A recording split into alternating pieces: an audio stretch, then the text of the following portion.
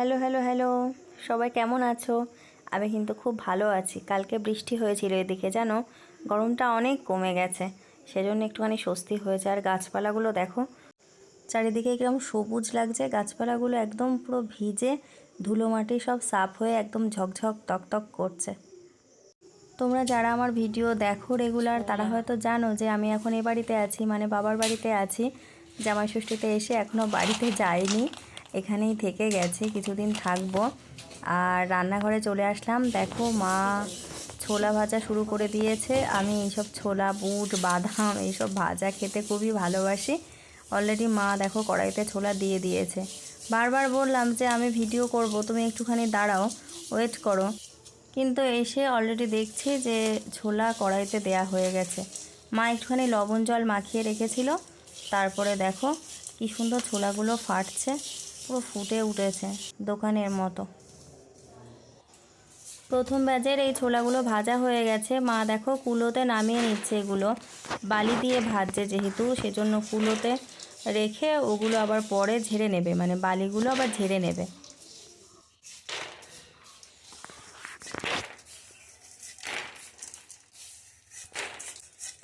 বালি দিয়ে ভেজেছে, কিন্তু ছোলার গায়ে কিন্তু বালি লেগে থাকবে না। দেখো মা কি সুন্দর কুলোতে ঝেড়ে নিচ্ছে, বালিগুলো সব আলাদা হয়ে যাবে।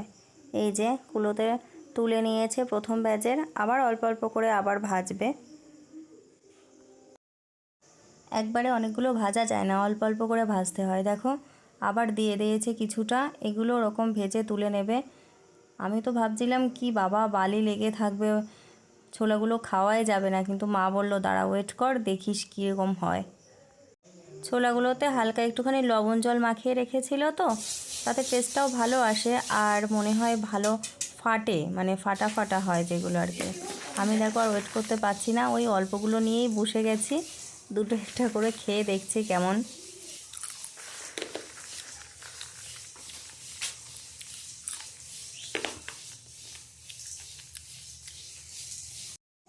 আওয়াজটা শুনেই নিশ্চয়ই তোমরা বুঝতে পারছো কি সুন্দর ভাজা হয়েছে। দেখো দ্বিতীয় ব্যাচে যেগুলো দিয়েছিল সেগুলো ভাজা হয়ে গেছে, আর ভাজা হয়েছে তোমরা দেখলেই বুঝতে পারবে। দেখো ছোলাগুলো কেমন ফাটা ফাটা হয়ে গেছে, মানে খোসাটা ওরকম ফাটা ফাটা মতো হয়ে গেলে তখনই তুলে দিতে হবে। দেখো দেখলেই বুঝতে পারবে তোমরা ভিডিওতে। যদিও এখনকার দিনে আর এসব কেউ করে না, ভাজাভাজি দোকান থেকে কিনেই খায়, তবুও বাড়ি ভেজে খাওয়ার একটা মজাই আলাদা। আমি মাকে বলেছিলাম যে তুমি ভেজে দাও। ছোলা ভাজার আগে যে মাখিয়ে নিয়েছিল লবণ আর জল, সেটা তো দেখানো হয়নি, তো এবার এটাতে দেখাচ্ছি। মানে বুটের ক্ষেত্রে দেখো, বুটে ওরকম হালকা অল্প একটুখানি লবণ দিয়েছে আর অল্প জল দিয়েছে, দিয়ে মা মাখিয়ে নিচ্ছে। জল কিন্তু খুব বেশি নয়, একটুখানি ওই ছিটে দিয়ে নিয়েছে। দেখো ওই গা মাখা মাখা মতো হয়েছে। এবার ওই বালিটা ঠান্ডা হয়ে গেছিলো ছোলা ভাজার পর, তো সেগুলো আর একটুখানি নাড়িয়ে গরম করে নিচ্ছে। বালি গরম হয়ে গেছে, এবার ছোলার মতোই অল্প অল্প করে বুটগুলো দিয়ে ভেজে নেবে।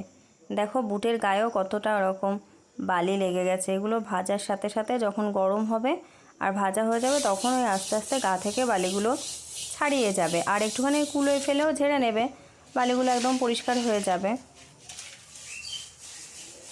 আর এদিকে দেখো, এগুলো আমাদেরই বাগানের কাঠ, তো আমাদের যেহেতু বাগান আছে আর অনেক কাঠও হয়, সেহেতু কাঠেও মা রান্না করে, আর গ্যাসেও তো অবশ্যই করে।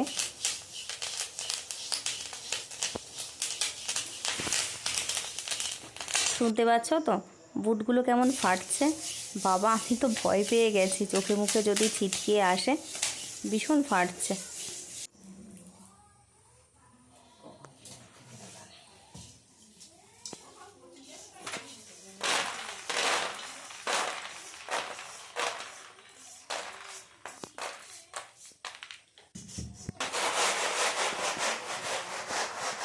দেখো ওই ব্যাচের বুটগুলো ভাজা হয়ে গেছে, মা নামিয়ে নিয়েছে কুলোতে আর ঝেড়েও নিয়েছে। এবার বাদামগুলো ভাজবে। মা ভাবছিল যে এই বাদামগুলো অর্ধেক করে ভাজবে, আমি বললাম যে একবারেই দিয়ে দাও বাবা, দেরি হচ্ছে আর গরমে উনুনের ধারে বসাও যাচ্ছে না।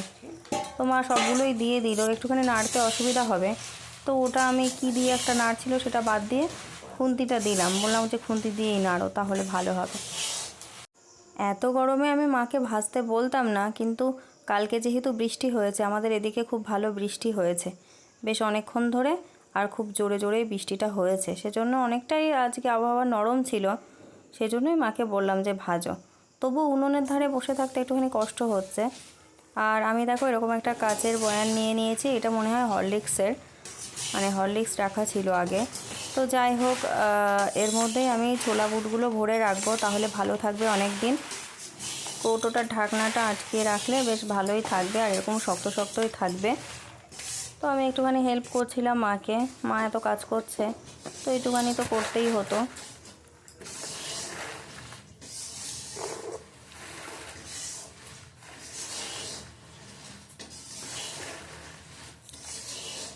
দেখো সবগুলোই আমি কৌটোর মধ্যে ভরে রেখেছি। ছোলা আর বুট আর আলাদা করে রাখলাম না, সবগুলো একসাথেই একটা কৌটোতেই ভরে রাখলাম। বেশ কিছুদিনই চলে যাবে এগুলো। দেখো ওইদিকে বাবা আবার মাকে ডাকছিল বলে মা একটুখানি দরকারে উঠে গেছিলো, তো আমাকে একটুখানি ভাজতে বলল। তো আমি এদিকে দেখো একটুখানি সময়ের মধ্যে ঘেমে নিয়ে একাকার। গ্যাসে রান্না করতে হলে এতটাও কষ্ট হয় না, কাঠের উনুনে না খুব আগুন তো গরম লাগে। এদিকে দেখো আমার বাদামে অনেকটাই কালার চলে এসেছে, মানে একটুখানি কালো কালো মতো হয়ে গেছে। এবার এটাকে ফাটিয়ে দেখব যে ফাটছে কি না, আর ওই যে বাদামগুলোর খোসাটা উঠছে কি না।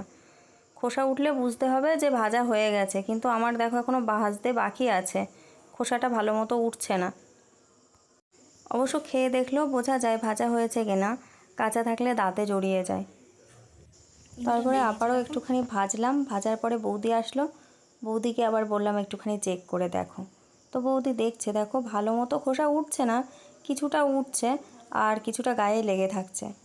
কিন্তু বৌদি নামিয়ে ফেলতে বললো যে ঠান্ডা হলে হয়ে যাবে পারফেক্ট। তো চলো এই ভিডিওটা এখানেই শেষ করছি। ভিডিওটা ভালো লাগলে একটা লাইক করে দিও, আর আমার চ্যানেলটাকে সাবস্ক্রাইব করে দিও। আর যারা ফেসবুক থেকে দেখছো তারা আমার পেজটাকে ফলো করে দিও। আজ তবে এইটুকু, টাটা।